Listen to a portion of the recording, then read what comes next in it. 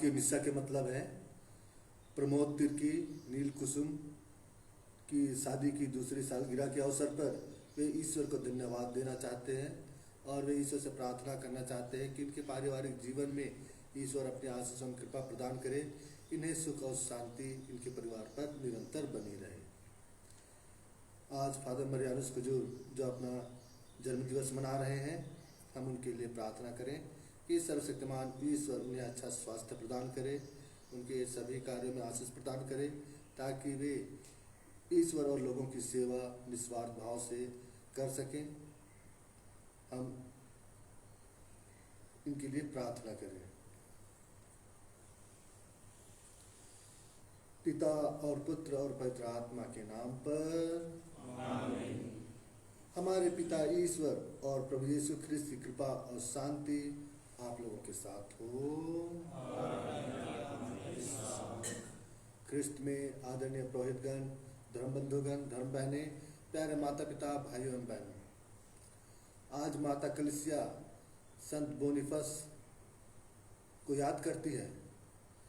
संत बोनीफस एक धर्माध्यक्ष और शहीद थे।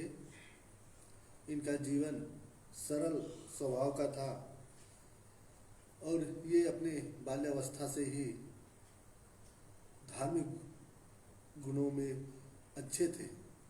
इनका विश्वास बचपन से ही इनका प्रभु पर विश्वास था और अपने इसी विश्वास के कारण इन्होंने एक मठवासी बनकर अपना जीवन व्यतीत करना चाहा और उस मठ में रहते हुए ये वहाँ पर जो भी कार्य इन्हें दिया गया, विशेषकर लोगों को पढ़ाने के लिए, अपनी उस जिम्मेदारी को इन्होंने बाखूबी निभाया और उसके इन्हीं गुणों को देखते हुए, उनके अच्छे कार्यों को देखते हुए उन्हें वहाँ पर लंबे समय तक रखा गया या फिर उस शिक्षा विभाग में इन्हें एक निर्देशक के पद की तरह उन्हें दिया गया और फिर ये कई स्थानों में, कई शहरों में, कई नगरों में घूम कर ईश्वर के वचनों को बांटे और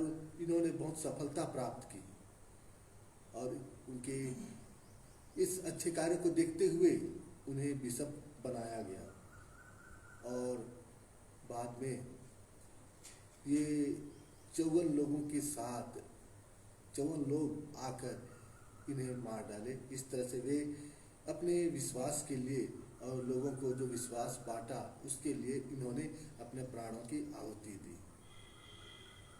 आइए हम संत बोनीफस की मध्यस्थता से प्रार्थना करें, जिस तरह वे धर्माध्यक्ष और शहीद हुए, इन्होंने अपना विश्वास लोगों को बांटा और लोगों को ईश्वर के साथ में जोड़ने का प्रयत्न किया, उसी तरह हम भी अपने विश्वास में मजबूत बने और हम अपने जीवन के माध्यम से लोगों को ईश्वर की ओर लाने का प्रयत्न करें। आइए आज के इस मिस्सा बलिदान में योग्य रीति से भाग लेने के लिए हम अपने छोटे बड़े सभी दोष और गुनाहों के लिए ईश्वर से क्षमा की याचना करें।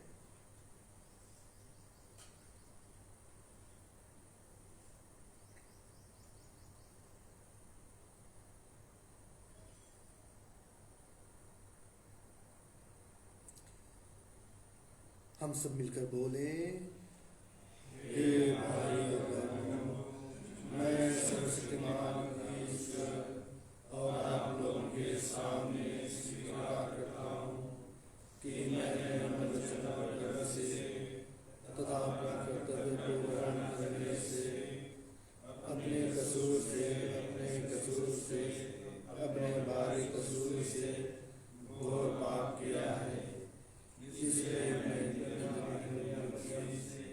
सर्वस्वरूपों संतों आप लोगों से हे भाई और बहनों विनती करता हूँ कि आप लोग मेरे लिए ईश्वर से प्रार्थना करें।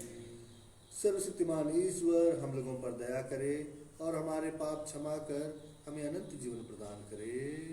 आमीन। लीजिए गाना करवाना A60 A60।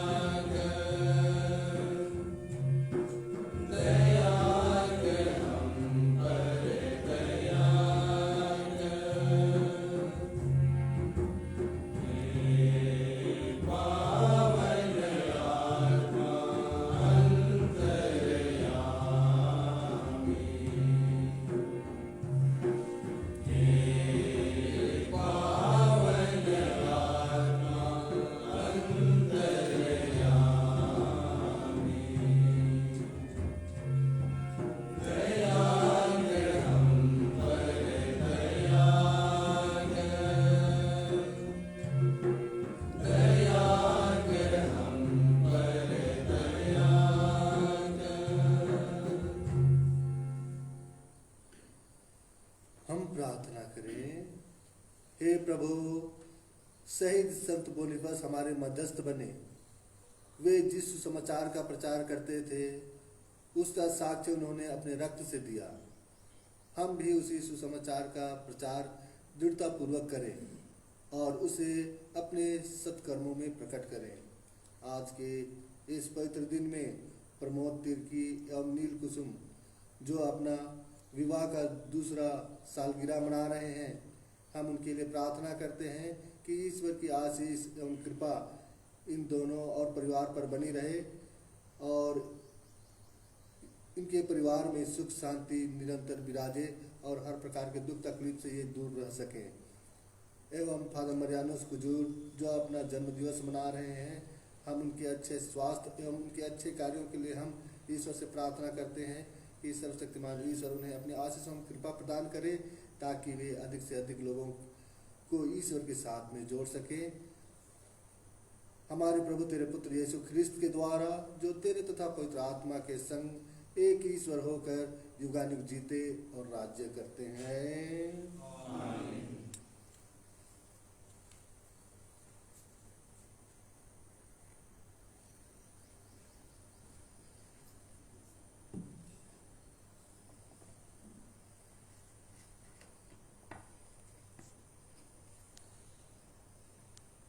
तुबित के ग्रंथ से आज का पहला पाठ का मुख्य अंश है। मैं उसके पास लौटता हूँ जिसने मुझे भेजा है, आप ईश्वर का धन्यवाद कीजिए। तुबित ने अपने पुत्र को बुलाकर उससे कहा, जो प्रभु भक्त तुम्हारे साथ आया है, हम उसे क्या दे सकते हैं। पिता और पुत्र दोनों ने उसे एकांत में ले जाकर उससे निवेदन किया कि जो कुछ वह और तोबियस ले आए वह उसका आधा भाग स्वीकार करे। उसने एकांत में उनसे यह कहा, स्वर्ग में विराजमान ईश्वर का धन्यवाद कीजिए। उसने आप लोगों पर अपनी दया प्रदर्शित की, इसलिए सब प्राणियों के सामने उसकी स्तुति कीजिए। निश्चय ही राजा का रहस्य गुप्त रखना चाहिए, किंतु ईश्वर के कार्यों को घोषित करना और योग्य रीति से उसकी स्तुति करना उचित है। प्रार्थना तथा उपवास उत्तम है और भिक्षा दान स्वर्ण संचयन से अच्छा है। भिक्षा दान मृत्यु से बचाता और हर प्रकार का पाप हरता है। उसके द्वारा ईश्वर की दया और अनंत जीवन प्राप्त होता है। जो लोग पाप और अन्याय किया करते हैं, वे अपने को हानि पहुंचाते हैं। मैं आपके लिए सत्य प्रकट करूंगा और जो अब तक गुप्त रहा उसे आपसे नहीं छिपाऊंगा। जब आप आंसू बहाते हुए प्रार्थना करते थे और अपना भोजन छोड़कर मुर्दों को दफनाते थे, जब आप दिन के समय मुर्दों को अपने घर में छिपाते थे और उन्हें रात के समय दफनाते थे, तो मैं आपकी प्रार्थना ईश्वर के सामने प्रस्तुत करता था। आप ईश्वर को प्रिय थे, इसलिए यह आवश्यक था कि दुख के द्वारा आपकी प्रतीक्षा ली जाए। अब ईश्वर ने मुझे भेजा है जिससे मैं आपको स्वस्थ कर दूं और आपकी बहू सारा को पिशाच से मुक्ति दिलाऊं। मैं स्वर्गदूत रफाएल हूं। मैं उन 7 स्वर्गदूतों में से एक हूं जो प्रभु के सामने उपस्थित रहते हैं।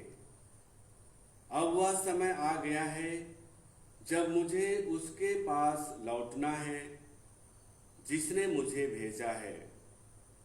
आप ईश्वर का धन्यवाद कीजिए और उसके समस्त महान कार्यों का बखान कीजिए।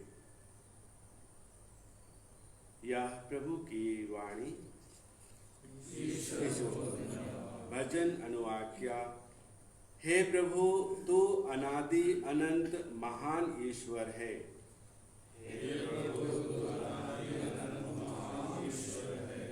तू दंड भी देता और दया भी करता है। तू अधोलोक में भी डालता और उसमें से निकालता भी है। कोई भी तेरे हाथ से बच नहीं सकता। हे प्रभु, तू अनादि अनंत महान ईश्वर है।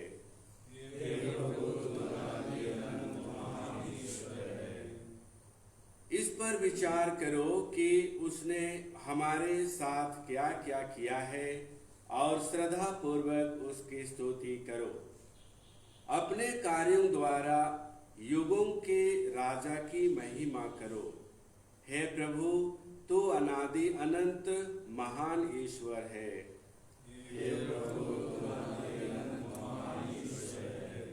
मैं निर्वासित होते हुए भी उसका स्तुति गान करूंगा, क्योंकि उसने इस पापी राष्ट्र के सामने अपनी महिमा प्रकट की है। हे प्रभु, तू अनादि अनंत महान ईश्वर है।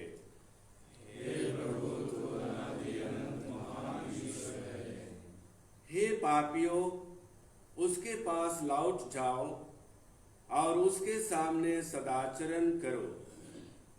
उस पर यह भरोसा रखो कि वह तरस खाकर तुम पर दया दृष्टि करेगा। हे प्रभु, तू अनादि अनंत महान ईश्वर है।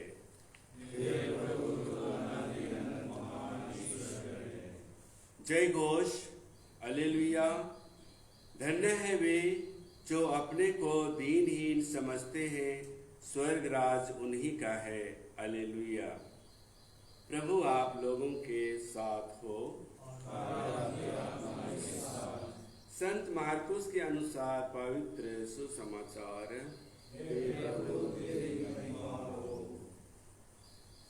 यीशु ने शिक्षा देते समय कहा, शास्त्रियों से सावधान रहो। लंबे लबादे पहनकर टहलने जाना, बाजारों में प्रणाम प्रणाम सुनना, सभागृहों में प्रथम आसनों पर और भोजों में प्रथम स्थानों पर विराजमान होना, यह सब उन्हें बहुत पसंद है। वे विधवाओं की संतति चट कर जाते हैं और दिखावे के लिए लंबी लंबी प्रार्थनाएं करते हैं। उन लोगों को बड़ी कठोर दंडाज्ञा मिलेगी। यीशु खजाने के सामने बैठकर लोगों को उसमें सिक्के डालते हुए देख रहे थे। बहुत से धनी बहुत दे रहे थे। एक कंगाल विधवा आई और उसने 2 अधेले अर्थात 1 पैसा डाल दिया। इस पर यीशु ने अपने शिष्यों को बुलाकर कहा, मैं तुमसे कहता हूँ, खजाने में पैसे डालने वालों में से इस विधवा ने सबसे अधिक डाला है, क्योंकि सबने अपनी समृद्धि में से कुछ डाला, परंतु इसने तंगी में रहते हुए भी जीविका के लिए अपने पास जो कुछ था वह सब दे डाला। यह प्रभु का सुसमाचार।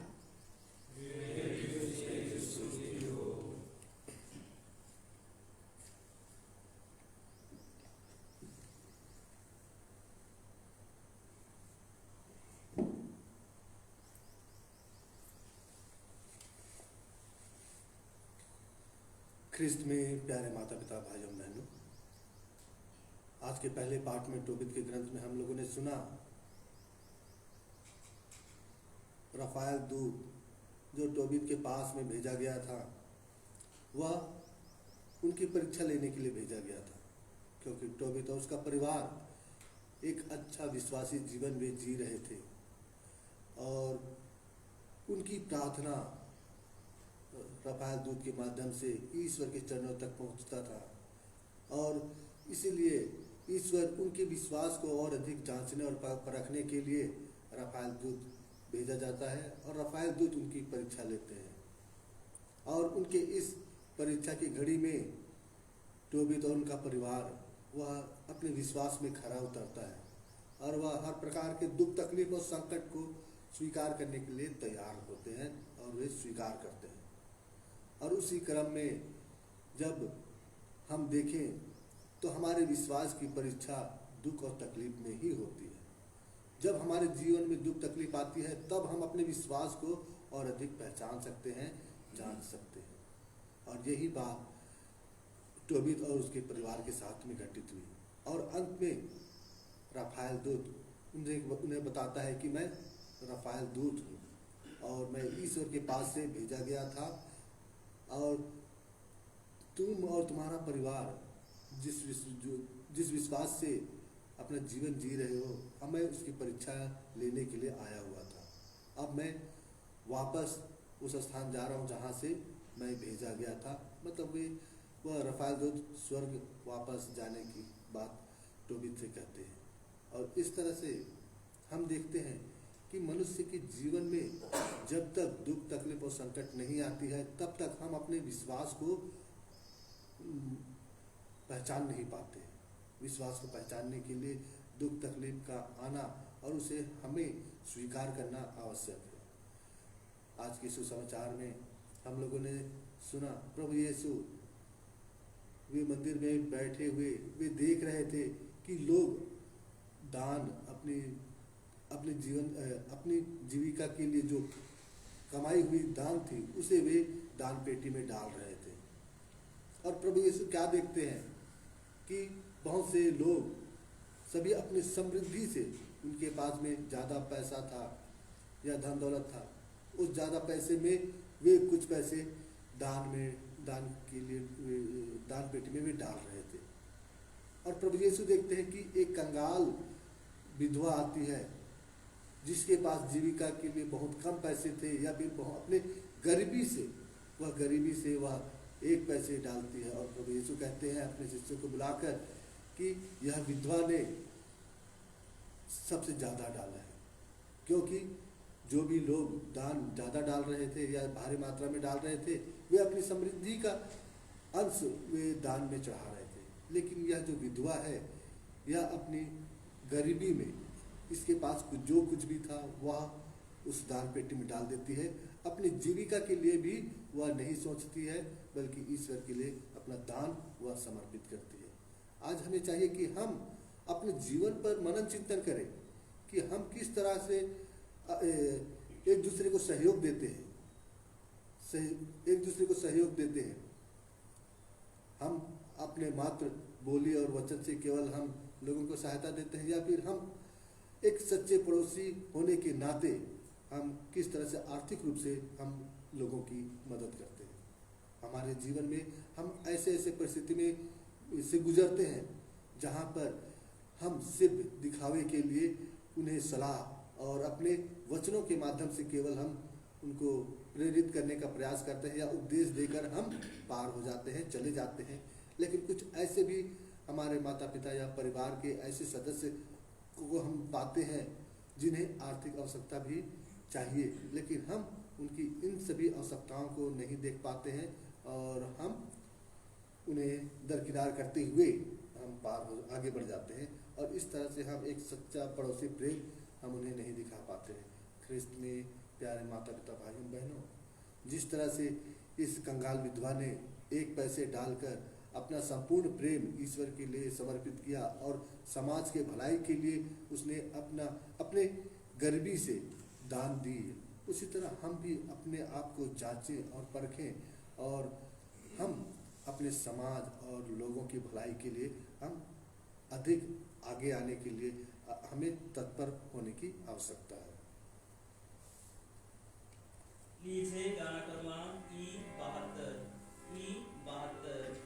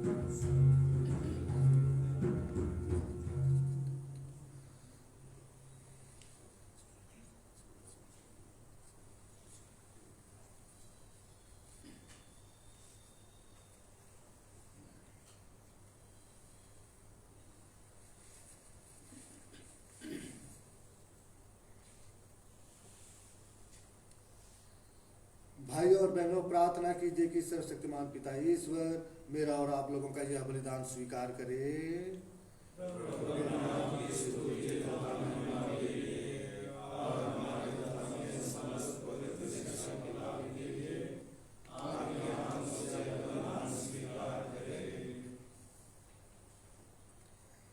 हम प्रार्थना करें। हे प्रभु, तेरी करुणा पर भरोसा रखते हुए हम उत्सुकता पूर्वक तेरी पवित्र वेदी पर अपने दान अर्पित करते हैं। इस संस्कार द्वारा प्राप्त तेरी पवित्र कृपा हमें शुद्ध करे, हमारे प्रभु ख्रिस्त के द्वारा। आमीन।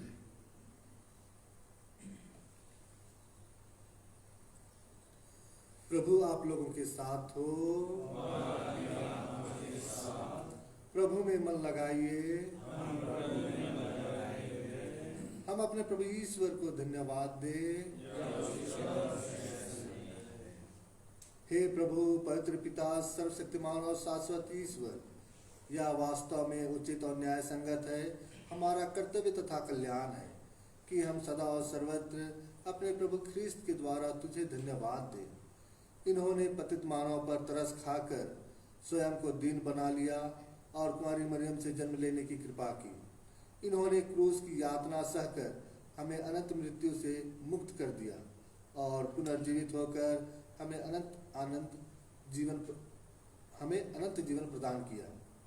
इसलिए दूतों और महादूतों, सिंहासन और साम्राज्य, स्वर्गिक सेनाओं और शक्तियों के साथ मिलकर हम अनंत काल तक तेरा महिमा गान करते हैं।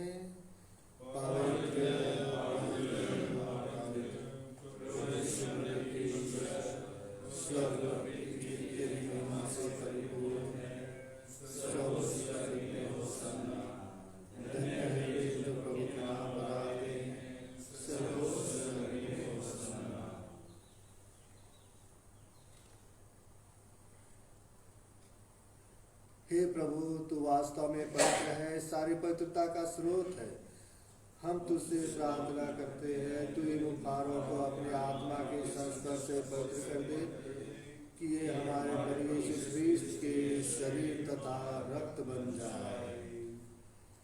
जब वे स्वेच्छा से मृत्यु के लिए सौंपे गए, उन्होंने रोटी ली, तुझे धन्यवाद दिया और रोटी तोड़कर उसे अपने शिष्यों को देते हुए कहा, तुम सब इसे लो और इसमें से खाओ, क्योंकि यह मेरा शरीर है जो तुम्हारे लिए बलि चढ़ाया जाएगा।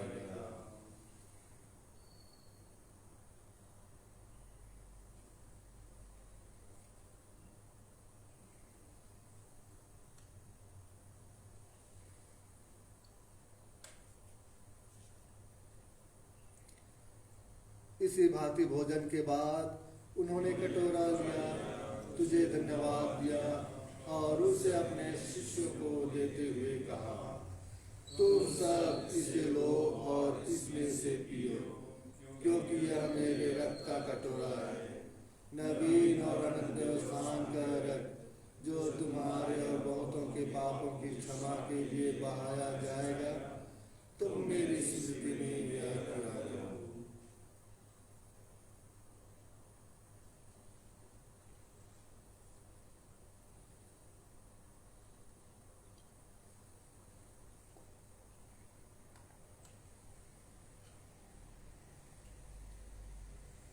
विश्वास का रहस्य।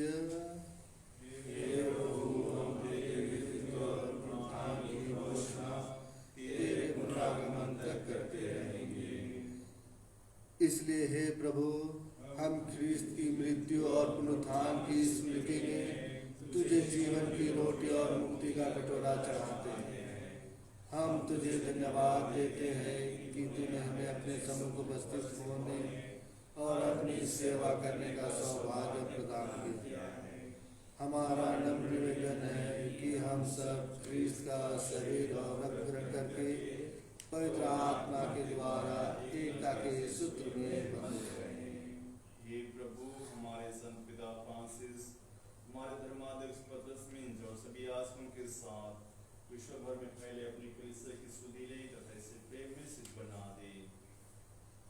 हमारे भाई बहनों की भी सुधीले जो पुनरुत्थान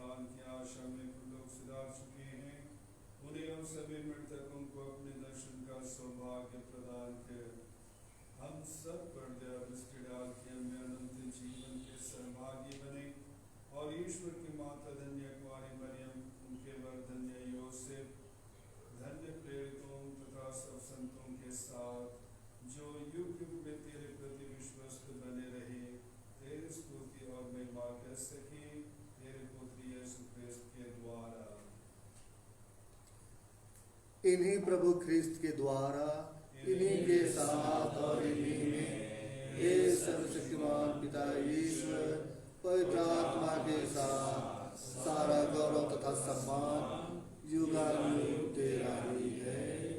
आमीन।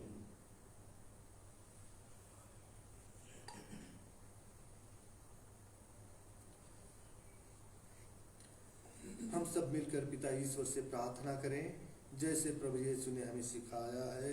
हे हमारे पिता,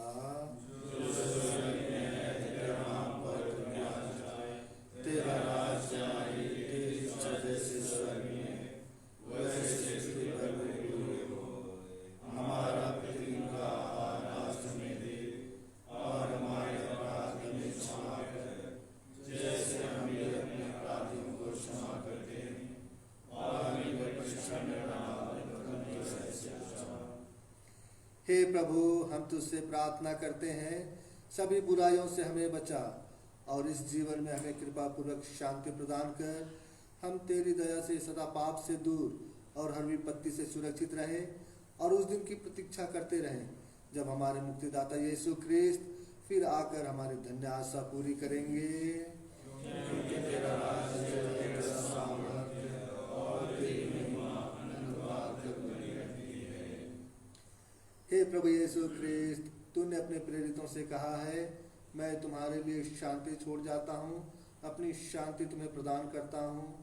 तू हमारे पापों पर नहीं, अपनी कलीसिया के विश्वास पर दृष्टि डाल और कृपा पूर्वक उसे शांति तथा एकता प्रदान कर।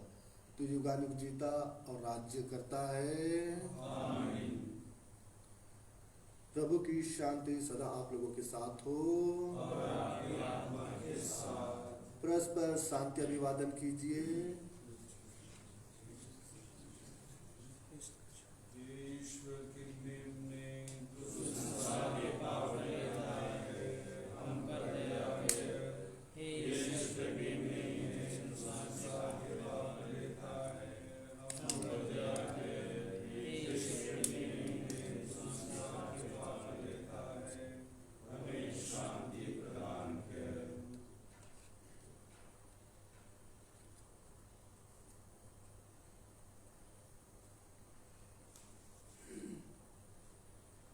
देखिए ईश्वर का मेमना, इन्हें देखिए जो संसार के पाप हर लेते हैं। धन्य है वे जो मेमने के भोज में बुलाए गए हैं।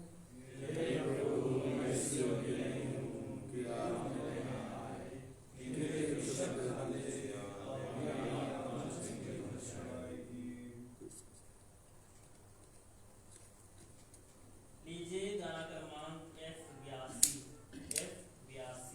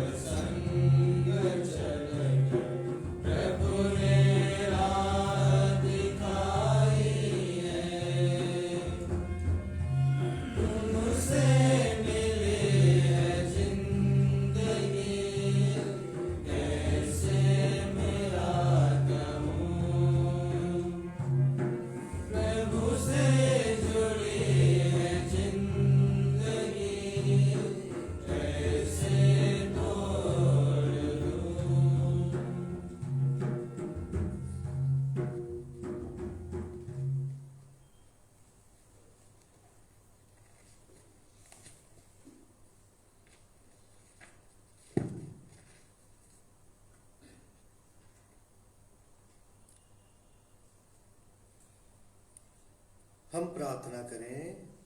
हे प्रभु, तू हमें अपने पुत्र के शरीर तथा रक्त से पोषित करता है। हमारा जीवन पवित्र आत्मा द्वारा संचालित कर। इस प्रकार हम वचन से ही नहीं बल्कि सत्य और कर्म से भी तेरी इच्छा पूरी करेंगे और स्वर्ग राज्य में प्रवेश करने का सौभाग्य प्राप्त करेंगे। हम यह प्रार्थना करते हैं अपने प्रभु ख्रिस्त के द्वारा। आमीन। प्रभु आप लोगों के साथ हो। सर्वशक्तिमान ईश्वर पिता और पुत्र और पवित्र आत्मा आप लोगों को आशीर्वाद प्रदान करे। आमीन। आप लोग विदा ले। निस्सा संपन्न हुआ। लीजिए गाना क्रमांक Q55 Q